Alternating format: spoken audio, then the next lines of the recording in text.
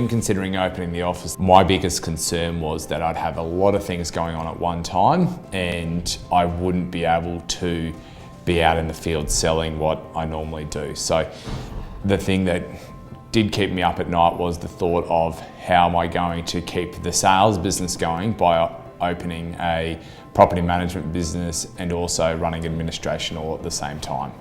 The reason why I wanted to open my own business is I was at a stage where my team had it expanded as much as possible. So we were running a team of about 4 or 5 people, and we were getting a lot of people approaching us and saying that they wanted to join our team.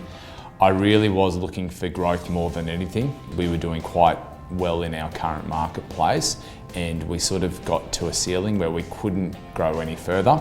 Going back 12 months ago, I sat down with Tony Wooland and I made the decision that I do want to open a business, and I think a lot of that came from next leaders and seeing everyone talk about how well they were doing and what was happening and how they're creating a team. And at that time when I spoke to Tony, I said I want to open a business in 5 years when I'm 35 years old.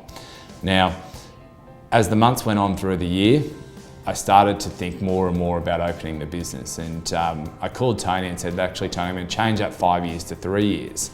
And then Tony actually, he said, well, how about we do it at the end of this year? And at that point in time, it was something that did worry me because I had never done it before and I didn't think I was ready to actually do it. And Tony said to me that, you know, sometimes the biggest decisions you have to make in life are at times when you're not ready to make them. And when he said that to me, I went away and actually thought about it, and I said, geez, I'm definitely not ready to open a business. I'm not mature enough. You know, I love my holidays and there's going to be a lot of responsibility here. But I ended up making the decision that I was going to do it in 6 months' time. So we went from 5 to 3 to 2 to 6 months. And I can say now that I'm extremely glad that I did it. If I look back and see everything else I've done it, all those decisions I've made that have created my life have been at a time when I wasn't ready for them.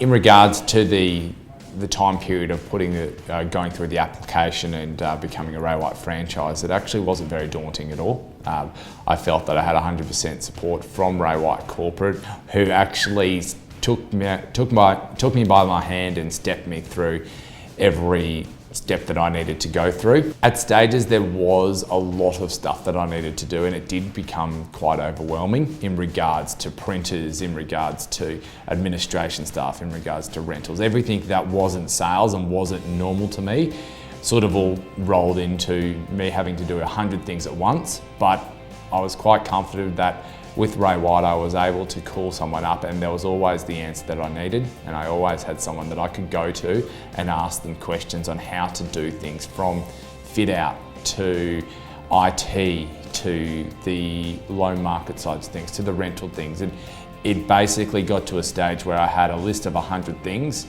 but every time I contacted the person I needed to contact, I had an answer and I had a revolution in regards to resolving the actual problems that I had. One of the big factors in myself opening the business earlier than I thought, from a timeline of 5 years to 1 year, was Next Leaders.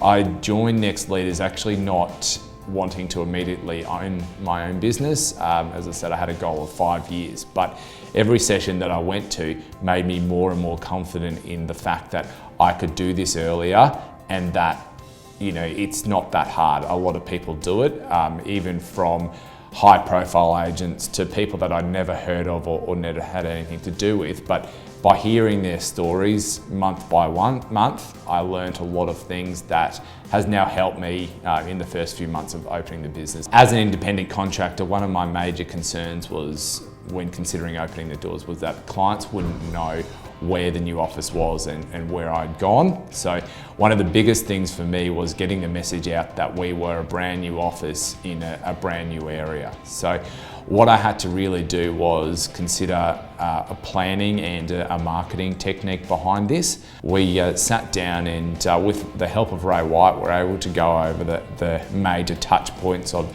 getting in contact with the community, our existing database. As I was an independent contractor, I had clients there, and also the business community, and basically making sure that our whole community knew exactly where we were from the day that we opened our doors. The big event that we tied into that was our launch party. So after a month of being open, we invited everyone in the area, as I said, from businesses to people at schools, just the local community in general, to come and see the new office, to sort of show it off and again show them where we were so that they could tell friends and family what was going on and that there's a new Ray White business in the area. We opened the doors on the 5th of January and we opened with 6 employees, 5 full-time and 1 part-time, which was my existing team that I had from the year before. The first few months was like a cyclone. Everything was everywhere. I experienced talents that I didn't think I had, and I learnt a lot. From that point to the end of February, we had 14 members in the team, which was very unexpected. So we went into this year of opening the business and thinking that we would probably have about 8 people by the end of the year. It's now June and we have our 17th member joining the team this week. The biggest things that I learned this year is that things don't happen overnight and you do need to prepare for everything. In the first few months, in regards to sales, I probably had the worst 3 months I've ever had in my career.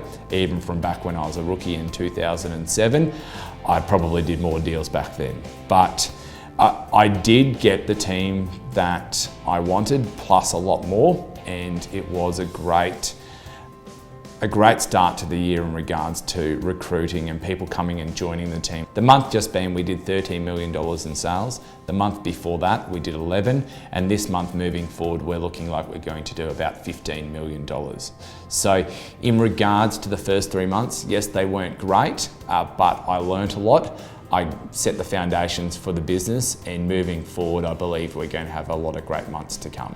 So the 2 biggest things that I've learnt since opening the business this year have been financially looking at my cash flow on a daily basis. I wasn't actually used to doing that, and it's quite sad to say that last year I actually only looked at it on a monthly basis when I had my contracting team. I learnt quite quickly this year that you need to know your books in and out. So you need to know what your overheads are, you need to know what your income's going to be, and you need to be on top of it at all times. I was quite lucky that my last 6 months of the year were very good in sales in my contracting team, and what I did is I prepared myself for the first 6 months of the business. So I did have money set aside, and I had a goal not to borrow any money from the banks and just to have my cash flow sitting there and ready to go, and it has proved to be a big weight off my shoulders. The other side of it would be preparation.